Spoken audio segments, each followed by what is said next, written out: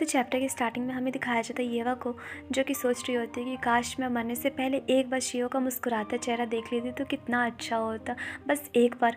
और ये सब सोच सोच के वो रो रही होती। तभी अचानक से उसे किसी चीज़ का शोर सुनाई देता है।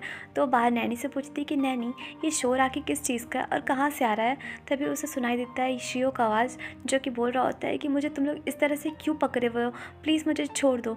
जिसको सुन के येवा पूरा चौंक जाती है और नैनी से पूछती है कि नैनी, ये आवाज़ तो शियो का है, लेकिन वो यहाँ कैसे और यहाँ क्या कर रहा है और उसके साथ क्या हो रहा है। तो नैनी उसे किसी तरह से बताने का ट्राई कर रही होती है। और इधर दिखाया जाता है सैनिकों को, जो कि शियो को बहुत बुरी तरह से ट्रीट कर रहे होते हैं, जिसको देख के येवा के फादर परेशान हो जाते हैं और शियो शियो कह रहे होते हैं। उसके बाद सैनिक के पास जाकर बोल रहे होते हैं कि आप ये क्या कर रहे हैं, आपने तो मुझसे कहा था कि इसे गवर्नमेंट ऑफिस लेके जाएंगे, लेकिन आप लोग इस तरह से इसे ट्रीट क्यों कर रहे हैं आखिर। तो सैनिक बोलता है कि आप बीच में मत पड़िए और यहाँ से हट जाइए, क्योंकि आप बीच में पड़ोगे तो ये आपके लिए भी खतरनाक हो सकता है। जिसको सुन के और देख के शियो पूछता है कि सरकारी सैनिक मेरे साथ ऐसा व्यवहार कैसे कर सकते हैं। तो सैनिक बोलता है कि खबर ऐसा है कि अभी हाल में जो अटैक हुआ है पहाड़ी के पास, उस हत्याकांड में तुम भी शामिल हो, इसलिए हमें तुम्हारी जांच करने का आदेश मिला है और इसलिए तुम्हें गवर्नमेंट ऑफिस लेकर जाया जाएगा, ताकि वहाँ तुम्हारी जांच पड़ताल अच्छे से की जा सके। तो ये सुन के शियो चौंक जाता है और बोलता है कि मैंने किसी का भी हत्या नहीं किया है, आपको ये मूर्खतापूर्ण बात किसने कही, आपको लगता है कि कुछ गलत फहमी हुआ है। तभी वो सामने लीजंग को देखता है तो देखता है कि लीजंग मुँह छुपा रहा है और लीजंग घबराते घबराते डर के मारे बोल रहा होता है कि नहीं नहीं, मैंने तो कुछ भी नहीं बताया, मैंने तो बस यही बताया है कि हादसे की जगह पे ये भी वहाँ पे था। और यहाँ पे ये बेशर्म लीजंग शियो को धोखा दे देता है, क्योंकि शियो ने ही उसकी जान बचाई और उसे ही फंसा दिया। जिसको देख के शियो पूरा चौंक जाता है और बोलता है कि यहाँ पे ज़रूर गलतफहमी हुई है आप लोगों को, मैंने किसी की भी हत्या नहीं की। और ऐसे बोल ही रहा होता है। तभी सैनिक बोलता है कि अपना मुंह बंद रखो और इसे बुरी तरह से मारने लगता है। जिसको देख के मास्टर को बहुत गुस्सा आता है और चिल्लाकर बोलते हैं कि शियो को छोड़ दो। तभी अचानक से वहाँ पे येवा भी आ जाती है, जो कि शियो को इस हालत में देख के बहुत परेशान हो जाती है और बोलती है कि प्लीज़ शियो को छोड़ दो। और इधर शियो येवा को वहाँ पे देख के चौंक जाता है और इधर शियो को इतनी बुरी हालत में देखकर येवा के आंखों में आंसू आ जाते हैं, जिसको देख के लीचंग को बिल्कुल भी अच्छा नहीं लगता। उसके बाद येवा सैनिकों को बोलती है कि शियो को छोड़ दो, उसे जाने दो, उसने कुछ भी नहीं किया है। और ऐसे बोल ही रही होती तभी वहाँ पे लीचंग आता है और येवा को रोककर उसका हाथ पकड़कर बोलता है कि येवा, उसके करीब मत जाओ येवा, वो बहुत खतरनाक है। तो येवा बोलती है कि लीचंग, तुम ऐसे कैसे कह सकते हो, मुझे जाने दो, शियो घायल है, हमें शियो को बचाना है जल्दी से जल्दी। तो लीचंग बोलता है कि येवा, तुम्हें नहीं पता क्या उसने क्या किया है। उसके बाद बोलता है कि शियो एक राक्षस है, मैंने उसे राक्षस बनते हुए देखा है, मेरे सामने ही वो राक्षस बन गया और बहुत सारे लोगों को मार दिया। जिसको सुन के सारे गांव वाले शॉक्ड हो जाते हैं। उसके बाद लीचंग बोलता है कि ये व्यक्ति अपना पहचान छुपाते हुए तुम्हारे पास चुपचाप से रह रहा था और दिन में ये इंसान होने का नाटक करता और रात में इंसानों को चोट पहुंचाता। जिसको सुन के शियो और येवा दोनों को चौंक जाते हैं। उसके बाद लीचंग बोलता कि याद है येवा, तुमने कुछ दिन पहले मुझे बताया था कि ये जो शियो है वो एक मॉन्स्टर है, और तुमने ये भी कहा था कि हमें सब सच पता है, इसलिए हमें अपनी सुरक्षा और कड़ी करनी होगी। तो येवा फिर क्या हुआ, तुम इस आदमी पे कैसे भरोसा कर सकती हो। तो येवा ये सुन के पास्ट का मोमेंट याद करती है, जिसमें वो लीचंग को बताती है कि लीचंग, तुम्हें पता है ये शियो जो है वो एक मॉन्स्टर है और ये इसने घर में सभी लोगों को मोहित कर लिया है और अपने जाल में फंसा दिया है और सब लोगों के साथ ऐसे रहता है जैसे कि कुछ हुआ ही ना हो। लेकिन मुझे रियल में पता है कि ये मॉन्स्टर है, इसलिए हमें अपनी सुरक्षा और बढ़ानी होगी। जिसको याद करके येवा बोलती है कि लेकिन लीजंग, मैंने तो तुमसे ये भी कहा था ना कि मेरी ये सिर्फ गलत फहमी है और ये सिर्फ सपने के कारण हुआ है और ऐसा रियल में कुछ भी नहीं है, तो ये सब तुम अभी क्यों बोल रहे हो। और शियो कभी भी कुछ भी बुरा नहीं कर सकता। और आगे वो कुछ बोल ही रही होती तभी अचानक से उसे बहुत खांसी होने लगती है और उसके मुंह से ब्लड बहने लगता है, जिसको देख के सारे लोग चौंक जाते हैं। और येवा के फादर बोलते हैं कि येवा, और ऐसे बोल के वो भी येवा के पास आने लगते हैं। और शियो भी येवा की ये हालत देख के खुद को रोक नहीं पाता और सभी सैनिकों को हटाकर किसी तरह से भागकर येवा के पास आ रहा होता है। जिसको देख के एक सैनिक बोलता है कि उसे पकड़ो, उसे जाने मत दो, जल्दी से जल्दी पकड़ो।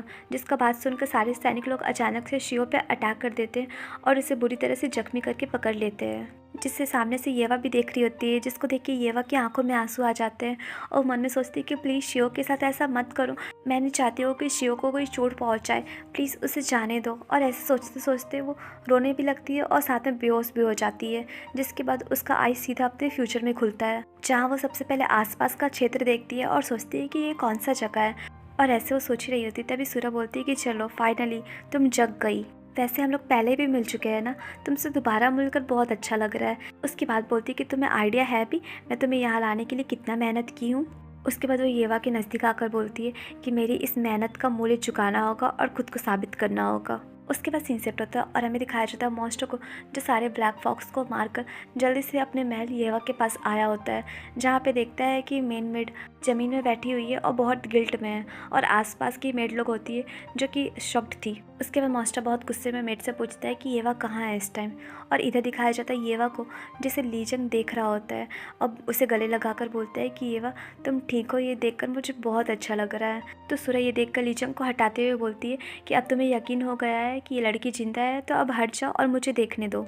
और ऐसे बोलकर सूरा येवा को देखने लगती है तो वो नोटिस करती है कि येवा की बॉडी में फॉक्स टाइप का मोती है, जिसको देख के वो पूरी तरह से शॉक्ड हो जाती है। उसके बाद वो गुस्से में येवा को उठाती है, जिसको देख के लीजंग घबराने लगता है। और इधर सूरा गुस्से में चिल्लाकर पूछती है कि तुम्हारे पास ये मोती क्यों है, जल्दी से उठो और मुझे आंसर करो, और ये मोती तुम्हें कैसे मिल सकता है। लेकिन येवा कुछ भी आंसर नहीं कर रही होती है क्योंकि वो बेहोश थी। और इधर लीजंग बोल रहा होता है कि तुम येवा को क्यों परेशान कर रही हो, प्लीज़ ऐसा मत करो, येवा को परेशान मत करो। तो सूरा को ये सुन के गुस्सा आता है और वो एक मुक्का लीजंग को मारती है और बोलती है कि तुम बहुत परेशान कर लिए, अब तुम हटो और मुझे अपने साथी से लेकर जाने दो। और इधर लीजंग एक मुक्का में ही गिरने लगता है। उसके बाद सूरज जल्दी से येवा को उठा लेती है और लेके जाने लगती है। तो लीजंग कांपते कांपते बोल रहा होता है कि तुम क्या कर रही हो, प्लीज़ येवा को कहीं लेकर मत जाओ, उसे नीचे उतार दो, प्लीज़ मत लेके जाओ। और तुमने तो कहा था ना कि मेरी पत्नी को लौटा दोगी, तो अब मेरी पत्नी मिल गई है तो इसे लेकर कहाँ जा रही हो। तो सूरा हंसती है और बोलती है कि मैं तुम्हें इसे वापस कर दूंगी, लेकिन जिंदा नहीं, मैं मरी हुई करूँगी। वैसे भी मैंने तुम्हें ये नहीं कहा था कि मैं इसे जिंदा वापस करूँगी, मैं वापस कर दूँगी, बस ये गई थी। और वैसे भी तुम्हें तो स्टार्टिंग से ही लग रहा था कि तुम्हारी पत्नी मर चुकी है, ये तो मैं बताई थी कि तुम्हारी पत्नी जीवित है। तो अब अगर तुम जीवित में पाओ या मृत में पाओ, मिल रहा है ना तुम्हें इसका बॉडी, बस वही काफ़ी है। जिसको सुन के लीजंग पूरा शॉक्ड हो जाता है। फिर सूरा बोलती है कि ठीक है, मैं तुमसे जल्दी ही मिलूँगी, इसलिए बस तुम इंतज़ार करो। वैसे मैं तुमसे तभी मिल पाऊँगी जब तुम यहाँ से सुरक्षित बाहर निकल सको। जिसको देख के लीजंग पूरा शॉक्ड हो जाता है। उसके बाद सूरा एक मंत्र वाला पेज निकालती है और जैसे ही मंत्र करके गायब होने वाली होती है, तभी अचानक से वहाँ पे मेन मेड आ जाती है और उसे रोकने का ट्राई कर रही होती है। जिसको देख के सूरा बोलती है कि तुम मुझे रोक क्यों रही हो, मुझे जल्दी से जल्दी यहाँ से जाने दो। तो मेड बोलती है कि मुझे अपने साथ ले जाइए, और आपने तो कहा था ना कि अगर मैं येवा को सौंप दूँ आपको, तो आप मुझे अपने बेटे से मिलने देंगी। और आपके द्वारा जो भेजा गया दूध था वो मुझे ये कही थी कि आपके साथ ही मेरा बेटा हमेशा रहता है और मैं तुरंत ही अपने बेटे से मिल सकती हूँ। तो प्लीज़ अब अपना प्रॉमिस निभाइए, मैंने अपना निभा दिया, अब आपका टर्न है, जल्दी से मुझे मेरे बेटे से मिलवा दीजिए। जिसको सुन के सूरभ पूरा शॉक्ड हो जाती है और बोलती है कि बच्चा, इनका कोई बच्चा भी है। उसके बाद बोलती कि आप किस बारे में बात कर रहे हैं, मुझे तो इसके बारे में कुछ पता ही नहीं है। उसके बाद वो हंसते हंसते बोलती है कि अभी मैं बिज़ी हूँ तो मुझे जाना पड़ेगा, लेकिन मैं आपके लिए जल्दी ही कोई ऐसा प्लेस इंतज़ाम कर दूँगी जहाँ रह सको, और जल्दी ही आपकी बेटी से आपको मिलवा दूँगी। क्योंकि ये बहुत ख़तरनाक जगह है ना, तो मैं आपकी बेटी को यहाँ कैसे लेकर आ सकती थी, इसलिए आप थोड़ा इंतज़ार कीजिए, मैं जल्दी ही आपको आपकी बेटी से मिलवा दूँगी। जिसको सुन के वो मेड पूरी तरह से शॉक्ड हो चुकी थी और सूरज देखते ही देखते वहाँ से गायब हो जाती है। जिसको देख के मेड पूरा परेशान हो जाती है कि अब क्या करे। उसके बाद सीन शिफ्ट होता है और हमें दिखाया जाता है मॉन्स्टर को, जो कि बहुत गुस्से से मेड को देख रहा होता है। तो मेड बोल रही होती है कि मैं झूठ नहीं बोल रही हूँ मास्टर, मैं सब कुछ सच सच कह रही हूँ कि जब ब्लैक फॉक्स ने विद्रोह किया और हमारे महल पे कब्जा कर लिया, जिसके कारण मैं अपना बेटा को खो दी, जिसके बाद मैं किसी तरह से अपनी जान बचाकर बॉर्डर के साइड भागी। लेकिन 1 महीना गुजर जाने के बाद मैं वापस से वही प्लेस में लौटी जहाँ मैं पहले रहा करती थी, और वहाँ जाकर मैंने अपने बेटे को बहुत ढूंढा, लेकिन लास्ट तक भी मेरा बेटा मुझे नहीं मिला। जिसके बाद मुझे एहसास हुआ कि मेरा ज़िंदगी अब ख़त्म हो चुका है और ज़िंदगी जीने का कोई वजह नहीं है। जिसके बाद मैं बर्फीली मैदान में भटकते रही और भटकते भटकते आपसे मिली। उसके बाद जब मैं आपके महल में रहने लगी, जिसके बाद यहाँ पे मैं एक बच्ची से मिली जो कि ब्लैक फॉक्स की बच्ची थी, और वो कह रही थी कि मैंने सुना है कि आपका बेटा उस हादसे में लापता हो गया था, लेकिन मुझे उसके बारे में जानकारी मिली है कि उस बच्चे ने ब्लैक फॉक्स की लीडर की खूब सेवा की और वो मिस सूरा के साथ ही रहता है। तो अगर आप अपने बेटे को वापस पाना चाहते हैं तो प्लीज़ ब्लैक फॉक्स ट्राइब की मदद करें। अगर आप हमारी मदद करेंगे तो ही आपका बेटा मिलेगा। उसके बाद बताती कि जब मुझे ये सच पता चला कि मेरा बेटा अभी भी जीवित है और मैं फिर से अपने बेटे को दोबारा देख पाऊँगी, तो उसके लिए मुझे जो करना पड़े मैं वो करूँगी।